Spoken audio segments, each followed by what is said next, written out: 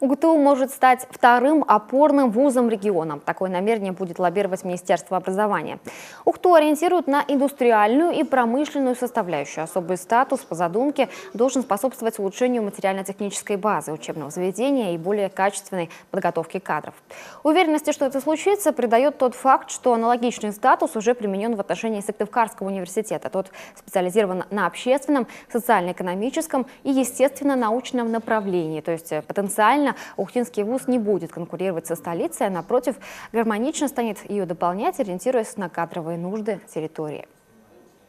Мы сегодня занимаем первое место по связям с регионом вуза опорного. Это значит, что проекты вуза вписаны в проекты региона. Они нам серьезно сегодня помогают с молодежкой, полностью взяв на себя взаимодействие с СПО по молодежной политике, начав форум «Перспектива», подготовку лидеров и добровольческое движение.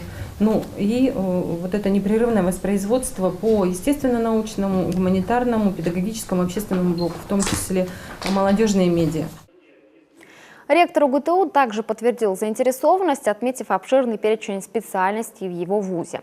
С учетом специфики Темано-Печорского региона, сегодня это кузница специалистов по нефти и газодобыче, твердых ископаемых, строительного и лесного комплекса. Для того, чтобы стать вторым опорным, по словам Николая Схадая, здесь уже многое сделали и многое прошли на подготовительном этапе.